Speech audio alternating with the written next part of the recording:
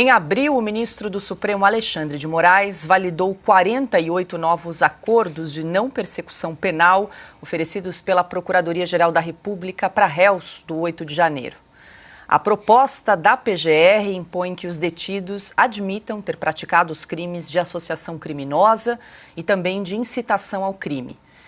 Mais detalhes dos acordos homologados aí por Alexandre de Moraes, é só acessar o nosso site, revistaoeste.com. E agora nós vamos a Brasília para falar com o repórter Christian Costa, que traz números atualizados sobre esse caso. Muito boa noite, Christian, seja bem-vindo. Você fez um balanço aí sobre a situação dos manifestantes envolvidos nos atos do 8 de janeiro, é isso, Cris? Boa noite. Oi, Paula, boa noite a todos no estúdio e a você que nos acompanha. Paula, um dia relativamente calmo aqui no Supremo Tribunal Federal, sem pautas para julgamento, até porque há ministros cumprindo a agenda internacional, como vocês têm noticiado na programação, mas os casos do 8 de janeiro continuam tramitando em ritmo normal aqui na Corte. Como você bem observou, Paula, 48 novos acordos de não persecução penal validados pelo ministro Alexandre de Moraes, que se somam a outros acordos também que estavam em andamento. Vou pedir para a nossa produção exibir esses números que nós apuramos com o Supremo Tribunal Federal, pessoas ali que estão ainda com tornozeleira. O Supremo não informou essa quantidade, da mesma maneira não informou as pessoas que ainda aguardam julgamento. E entre outros dados que nós apuramos é de que atualmente já são 172 acordos de não persecução penal firmados, junto com esses 48, 173 condenados, apenas, Paula, que chegam até 17 anos. Há também 88 pessoas presas. Paula, é interessante lembrar para a nossa audiência que esses acordos de não persecução penal, eles começaram a ser discutidos e firmados pela Procuradoria-Geral da República e o Supremo Tribunal Federal em agosto do ano passado. Como você bem observou, as pessoas precisam confessar crimes, mas não apenas os crimes, as pessoas se comprometem também a fazer um curso pela democracia e que trata ainda do que seria golpe de Estado, além também de pagar uma multa que em alguns casos pode chegar a até R$10 mil. Outra informação importante, Paula, referente a esses acordos, é que eles podem ser aplicados apenas a pessoas que foram detidas no quartel-general de Brasília. O quartel-general do Exército aqui em Brasília, então eles não podem ser aplicados, por exemplo, a pessoas que foram detidas na Praça dos Três Poderes ou em alguma sede aqui dos Três Poderes, Supremo, Palácio do Planalto ou o Congresso Nacional. Portanto, os manifestantes do inquérito 4922, que não se enquadrariam nesse acordo. Nós trouxemos a história ontem de uma dessas pessoas que, por exemplo, não poderia ter acesso a esse acordo, que é o seu Moisés dos Anjos, o marceneiro preso. É uma reportagem publicada no site da Revista Oeste que traz mais detalhes sobre a situação dele. Paulo, o balanço dos acordos e dos números do Supremo são esses, são as informações mais recentes do 8 de janeiro, diretos aqui do STF, em Brasília. Paula. Obrigada pelas informações, Christian Costa. Boa noite para você, bom descanso. Para todos nós, Paula. Boa noite a todos. Bom, antes de abrir aqui a rodada para os comentaristas, eu queria retomar esses números desse levantamento que o Christian fez junto ao Supremo Tribunal Federal em relação aos envolvidos, manifestantes aí nos atos do 8 de janeiro. Se a produção puder me acompanhar, nós temos então, pela primeira arte, quem fez acordo, quantas pessoas fizeram acordo com a Procuradoria-Geral da República. Temos essa informação. Aí, quantos aceitaram fazer? 172 pessoas aceitaram firmar acordo com a Procuradoria-Geral da República até agora. Ainda, réus condenados pelo Supremo Tribunal Federal. Temos 173 réus condenados. Depois, na sequência, trouxemos aí o tempo médio das penas aí pela condenação dos ministros do Supremo, 17 anos, tempo médio das penas. E ainda fizemos um levantamento de quantas pessoas permanecem presas. São 88 pessoas que ainda estão presas desde o 8 de janeiro, que ainda não foram soltas e que ainda estão em prisão preventiva, aguardando aí o seu julgamento. É isso, são essas informações que nós temos. Aí a gente trouxe também que no mês de abril, 48 acordos de não persecução penal foram firmados com a Procuradoria-Geral da República e alguns envolvidos do 8 de janeiro. Ana, e eu quero te ouvir, o Christian trouxe essa informação, a gente já ressaltou aqui algumas vezes os termos, as condições desse acordo de não persecução penal. O maior deles é confessar os crimes, mas além da confissão, que é o mais grave ainda, né? Os réus precisam aceitar, então, prestar serviços à comunidade, pagamentos de multas que variam entre R$ 1.000 e R$ 5.000, proibição do uso de redes sociais e também a participação de um curso sobre democracia, Estado de Direito e golpe de Estado. Esses são alguns termos que constam nesse acordo. Então, mês de abril, 48 acordos foram firmados. Ana. Paula, nós vamos chover no molhado, né? Porque nós temos falado tanto sobre o 8 de janeiro, os presos políticos, os vândalos também, que têm que pagar de acordo com a lei. Ninguém está acima da lei, mas ninguém pode estar abaixo da lei também.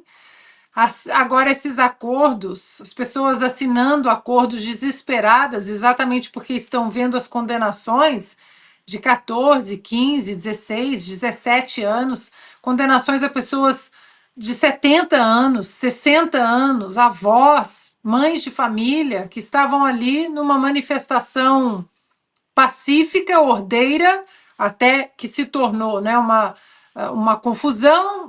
Alguns vândalos tomaram conta de alguns pontos ali dos prédios da situação, e essas pessoas estão pagando por isso, porque não houve a individualização dos julgamentos, dos processos.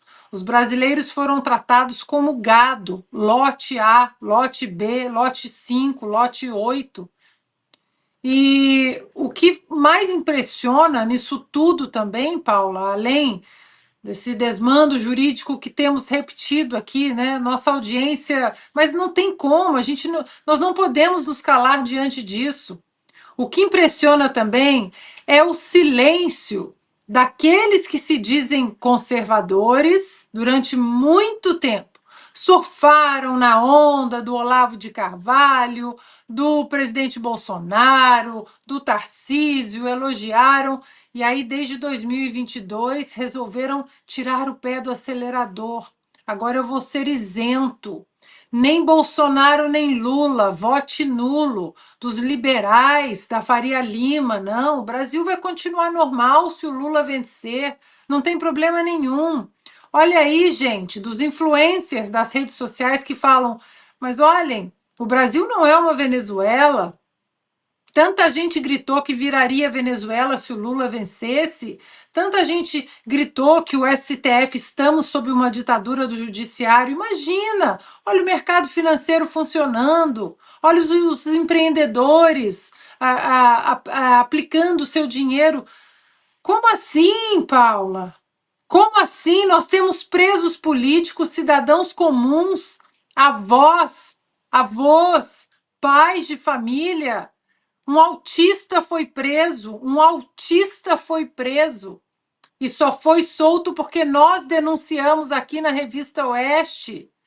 Nós temos um ex-deputado preso ilegalmente, inconstitucionalmente. Nós não podemos parar de falar, porque a esquerda não vai falar, os isentões não vão falar, os ditos conservadores e liberais que pregaram o voto nulo não vão falar. Muita gente que quer surfar agora na onda de quem fala desde o início, como nós temos falado, não dá para não sermos um disco arranhado nesse ponto, Paula, porque o Ministério dos Direitos Humanos não vai olhar para essa gente. O ministro dos Direitos Humanos não vai olhar para os direitos humanos de quem é de direita no Brasil. Isso é fato. Vão fingir que estão cegos, não tem nada para ver aqui. Então, estamos chovendo no molhado mais uma vez, mas não tem como não sermos repetitivos. São as vidas de centenas de pessoas, de brasileiros que apenas queriam protestar, questionar de maneira pacífica no 8 de janeiro. Piotr, o Christian trouxe algumas informações sobre o 8 de janeiro. Eu queria chamar a atenção porque ele acionou o Supremo Tribunal Federal para trazer esse balanço, esse panorama dos manifestantes envolvidos no 8 de janeiro. E tem algo que chama a atenção, por exemplo, ele solicitou ao Supremo quantas pessoas permanecem usando tornozeleira eletrônica. E olha que o STF não informou quantas pessoas ainda estão com tornozeleira. Uma outra informação que nós solicitamos ao Supremo: quantos ainda manifestantes serão julgados? Quantas pessoas estão aguardando julgamento pelo Supremo? O STF também não informou. Solicitamos também à Suprema Corte: quantas pessoas começaram a cumprir a pena? Nós trouxemos a informação que 173 pessoas foram condenadas pelo Supremo Tribunal Federal até agora. Não sabemos quantas pessoas começaram a cumprir essa pena. Quer dizer, são informações que, em nome da transparência, a Suprema Corte deveria fornecer, né, Piotr? Paula, vamos lá. No ano passado, o orçamento do Supremo que eles se aprovaram é de 897 milhões de reais. Com um orçamento desse, o Supremo não consegue responder quantas são as pessoas que ainda estão usando tornozeleira. Sendo que a decisão para usar a tornozeleira foi do Supremo Tribunal Federal. Ou seja, não precisa buscar essa informação na corte ao lado ou em outra cidade. É do Supremo, lá em Brasília. Que também não consegue dizer, não informa pelo menos, quantos aguardam julgamento. Com um orçamento de 897 milhões que eles se aprovaram, acho que dependia ainda de autorização do Congresso, mas enfim, não deve ter ficado muito longe disso. Lá em 2023, para o orçamento agora, deste ano, de 2024. O Supremo não conseguiu dar resposta para duas perguntas, convenhamos, básicas. Quantos estão usando tornozeleira? Não informou. Quantas aguardam julgamento? Não informou. Essa vara não é do ministro Alexandre de Moraes? A vara de execução penal não é lá do ministro Alexandre de Moraes? Então, de novo, não precisa nem, digamos, de ir para outra ilha do Supremo, é na mesma ilha.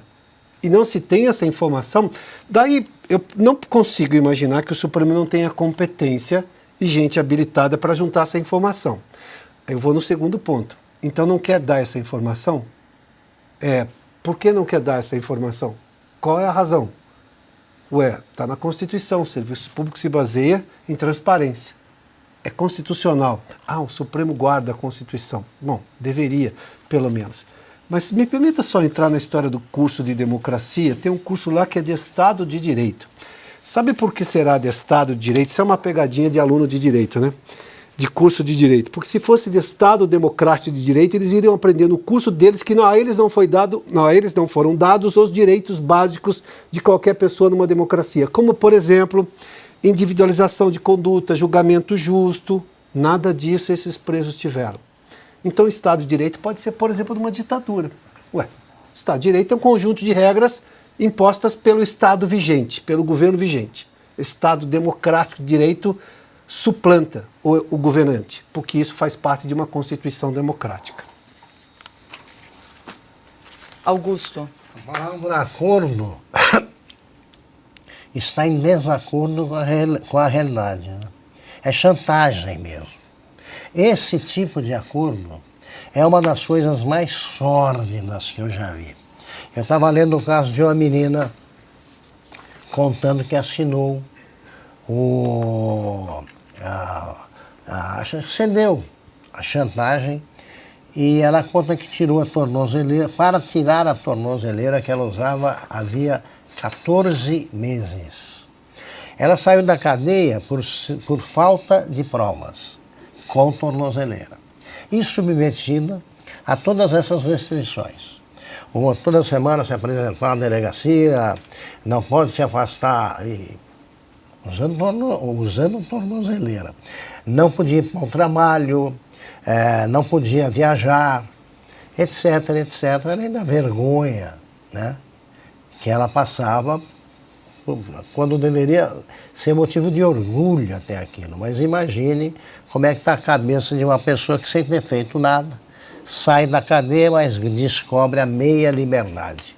Você está aprisionado a uma tornozeleira. Ela diz que ela foi alvo de manifestações de repúdio até dos companheiros da cadeia. Olha o que eles conseguem, que não assinaram o acordo. Porque no acordo você admite o que não fez. Você admite ter praticado os crimes que eles querem imputar a você e portanto, você fica sujeito a ser preso novamente se não cumprir uma das restrições, que continuam por um tempo. E algumas, tudo depende do Alexandre de Moraes. Alguns voltaram à cadeia, porque viajaram, sendo que, segundo o próprio Supremo, não há provas contra eles.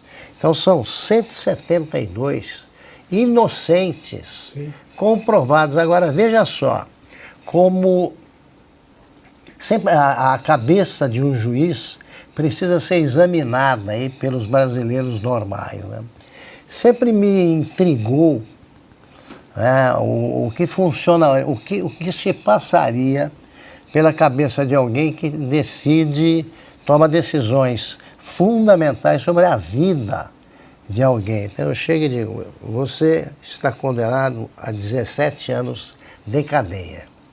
Eu falei, naqueles 10 minutos que precedem o sono, o que será que a pessoa pensa, né?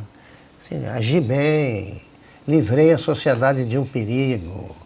Então, o que se passa na cabeça do ministro Alexandre de Moraes? Pois eu creio que nada.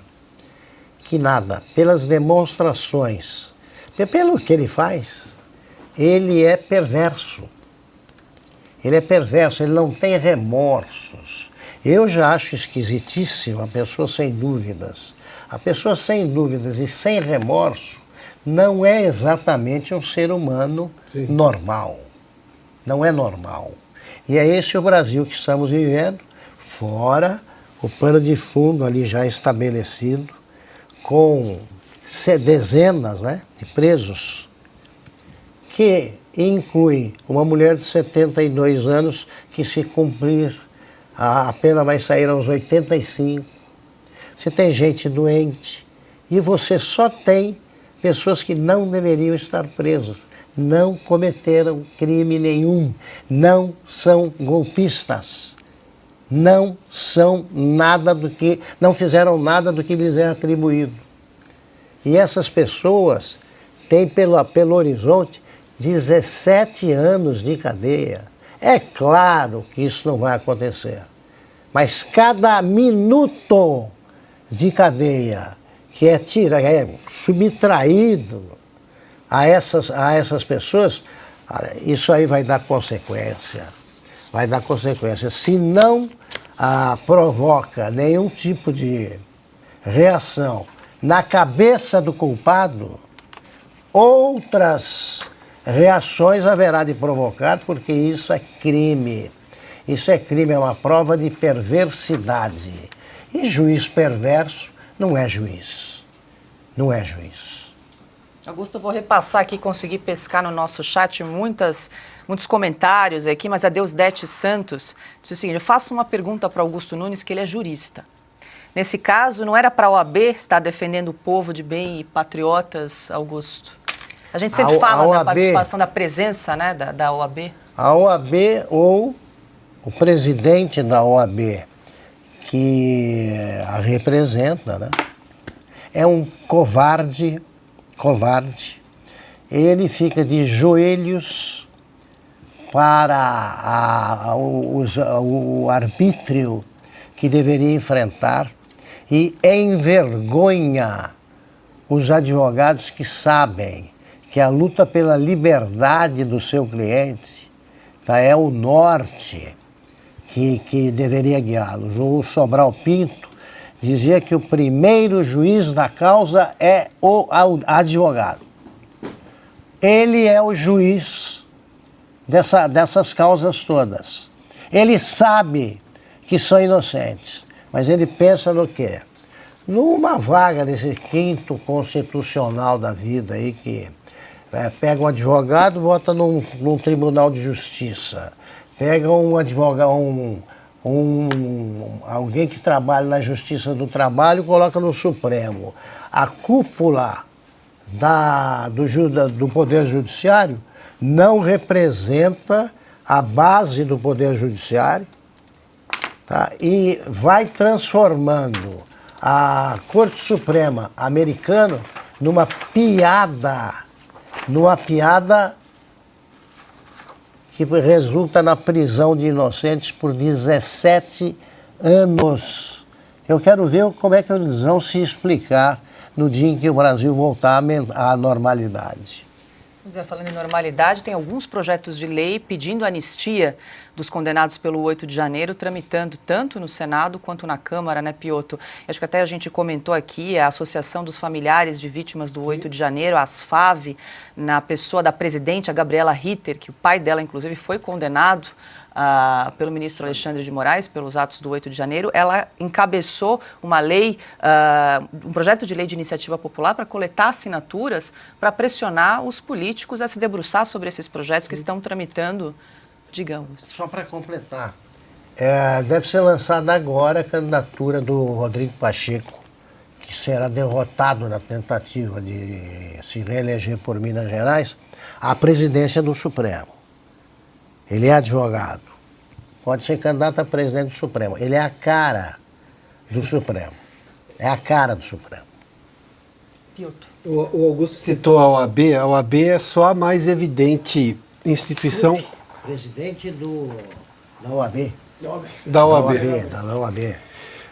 A Ordem dos Advogados do Brasil é só a mais vistosa e evidente, até por causa da sua brilhante história, que está sendo ofendida agora pela gestão, talvez recente e atual, anterior e atual da OAB, da Ordem, que deveria estar defendendo os presos políticos. Esses presos, mesmo que a OAB faça uma concessão de não considerá-los presos políticos, só como presos comuns, eles não tiveram os direitos de qualquer preso.